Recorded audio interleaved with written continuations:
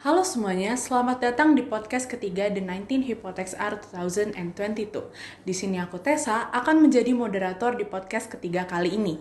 Tapi sebelum itu, aku mau kasih tahu dulu nih apa itu Hypothecs R dan tujuan dari podcast kali ini.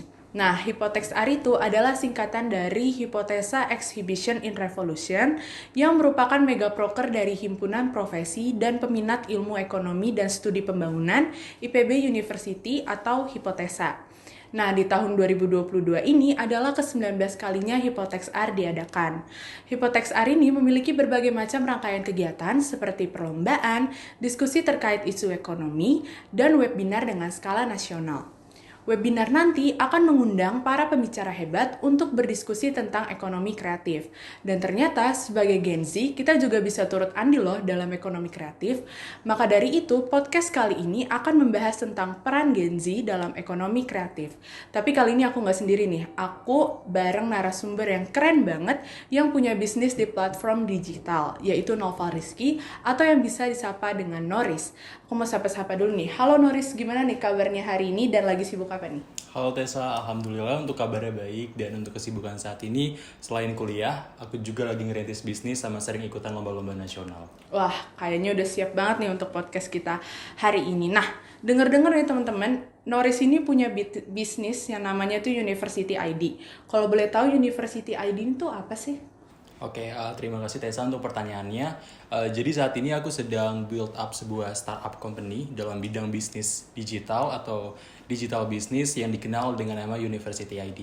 Jadi University ID ini merupakan salah satu educational online platform atau platform pendidikan online yang dimana kita punya target market yaitu para pelajar SMA untuk dapat mempersiapkan diri menuju jenjang perkuliahan dengan berbagai program-program persiapan. Jadi aspek bisnis dari University ID ini sebenarnya berada pada aktivitas sponsorship, kerjasama, dan juga dari program-program persiapan yang bersifat paid atau berbayar. Dan salah satu program unggulan dari University ID ini ada kelas intensif, di mana dalam program ini para pelajar bisa mengikuti program persiapan tes untuk SNMPTN, SBMPTN, dan jalur mandiri yang terdiri dari 7 rangkaian program persiapan. Salah satunya ada program tes minat dan bakat dan mentoring beserta coaching online bersama tutor profesional.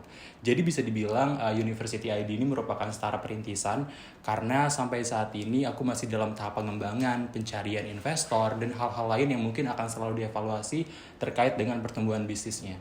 Tapi hingga saat ini dalam kurun waktu 1 tahun, University ID sudah memiliki banyak pencapaian. Kita pernah berkolaborasi dengan beberapa media dan juga brand yang besar, dan kita juga sudah mendapatkan total pengikut lebih dari 200.000 pengikut di Instagram. Dan kabar baiknya juga nih, University ID secara resmi sudah mendapatkan legalisasi dari hukum, di mana kita terdaftar sebagai bagian dari perusahaan atau PT Sejuta Kreasi Indonesia, yang dimana aku sendiri sebagai pendiri dan juga CEO dari perusahaan tersebut. Wah, keren banget nih University ID-nya.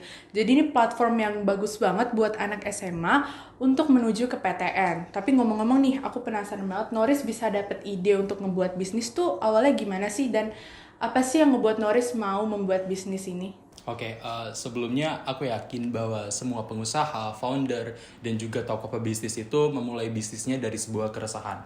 Dan hal itu pun terjadi di aku.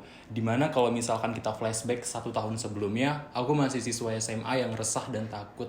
Kira-kira aku bisa nggak ya masuk perguruan tinggi favorit? Aku bisa nggak ya kuliah? Dan pasti teman-teman yang nonton ini juga pernah relate dengan hal-hal kayak gini.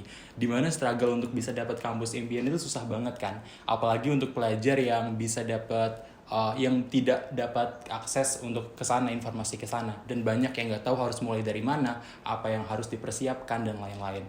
Maka dari itu Tessa, yaitu visi yang aku yakini bahwa sebagai latar belakang mengapa University ID ini didirikan, karena aku yakin pemerataan akses pendidikan itu penting banget. Maka dari itu setiap bulannya di University ID sendiri selalu mengadakan dan memberikan fasilitas beasiswa pendidikan untuk teman-teman pelajar di luar sana. Menurutku ini masalah mimpi yang besar karena ada banyak ribuan orang yang putus asa karena nggak bisa diterima di PTN, biaya kuliah yang mahal, dan lain sebagainya. Dan University ID ini hadir untuk bisa menengahkan dan memberikan solusi atas permasalahan tersebut. Wah, hebat banget ya. Berarti berangkat dari keresahan yang Noris alamin. Tapi yang kayak kita tahu, yang namanya bisnis itu pasti ada ups and downs-nya nih. Kalau di bisnis University ID ini, pernah ngelewatin apa sih, kayak tantangan apa sih? Atau kesulitan apa sih yang dilewatin sama University ID sampai bisa akhirnya sebesar ini? Oke, sama seperti yang tadi aku sebutkan di awal bahwa University ID ini masih dalam tahap pengembangan. Jadi salah satu tantangan terbesar kita itu sebenarnya ada di pencarian investor, di mana dalam hal ini kita harus bisa menarik perhatian dan membangun kerjasama mitra untuk bisa memastikan bisnis kita tetap stabil. Selain itu, komposisi tim dari University ID ini aku rasa masih perlu dilakukan peningkatan karena dengan sumber daya manusia yang terbatas, terkadang ada beberapa hal yang tidak bisa kita handle dengan maksimal. Dan ini merupakan kabar baik juga sebenarnya karena sekitar di bulan Oktober kita akan membuka program internship atau magang. Jadi buat teman-teman semua yang tertarik, kita bisa daftar karena pendaftaran dibuka secara umum, secara nasional. Nantinya selain bisa bekerja sama, teman-teman juga program ini bersifat paid, jadi teman-teman bisa dapat penghasilan dari program magang ini.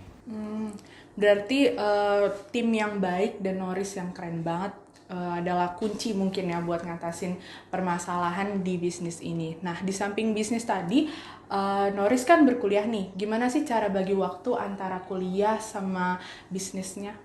Oke, untuk manajemen waktu umumnya memang dilakukan tuh banyak orang menerapkan skala prioritas. Mungkin aku sama Tessa juga pernah menerapkan skala prioritas. Dan aku yakin gak sedikit dari kita juga menerapkan cara ini. Cara ini sebenarnya cukup optimal, namun terkadang kita agak sulit nih untuk bisa memilah mana prioritas yang tepat. Maka dari itu selain menyusun rencana dan skala prioritas, aku juga menggunakan cara 50 by 50. Jadi cara ini aku membagi satu hari penuh untuk fokus terhadap dua hal yang berbeda. Misalnya di pagi hari sampai siang hari aku harus fokus kuliah dan dari sore hingga malam aku bisa fokus dengan bisnis gini. Jadi cara yang simpel menurutku tapi cukup berdampak untuk manajemen kerja aku. Oh, jadi harus tetap seimbang nih antara akademik sama bisnisnya. Nah, dari yang aku lihat di Instagram, tadi katanya kan followersnya udah lebih dari 200.000 nih. Gimana sih cara Noris buat ngembangin bisnis platform digital ini? Dan gimana cara ngepromosiinnya biar bisa dapat followers banyak itu? Oke, basically karena kita memang digital business and platform, jadi strategi pengembangan produk itu 99% dilakukan secara online melalui sosial media campaign. Contohnya kita bekerja sama dengan influencer dan mengadakan program-program lain yang bisa menarik perhatian dari target market itu sendiri. Selain itu, menurut aku juga perlu kita untuk bekerja sama dengan kolaborasi dengan platform-platform lain, dan gak lupa yang paling penting adalah kita harus memastikan jadikan user atau followers kita itu merasa dekat dengan platform kita melalui konten-konten interaktif yang kita berikan. Oh, berarti jadinya caranya itu lewat campaign dan interaktif sama followersnya ya. Nah, dari tadi aku juga penasaran sama satu hal, dan mungkin teman-teman yang lagi nonton ini juga penasaran, kayak gimana sih cerita awalnya, gimana caranya Noris buat mulai bisnis ini? Oke, sama seperti yang tadi aku sampaikan di awal ya, bahwa cara memulai bisnis yang paling baik adalah dengan berangkat dari sebuah keresahan. Kenapa hal itu penting? Karena dengan sebuah keresahan, kita akan punya sense of business sehingga kita bisa menjadikan diri kita lebih terpacu untuk merealisasikan ide-ide bisnis yang kita punya. Kemudian jangan takut untuk lakukan trial and error, jangan pernah takut gagal selagi memang kita yakin bisa dan kita bisa untuk ngelakuinnya. Dan yang terakhir, kalau misalkan mau memulai bisnis, coba untuk berorientasi kepada proses, karena kalau kita berorientasi kepada hasil, nanti kita nggak bisa membangun mental dalam diri kita supaya kita memiliki kemauan untuk terus maju dan berkembang. Wah, ini bisa jadi insight baru nih buat aku dan teman-teman yang economics yang lagi nonton podcast ini.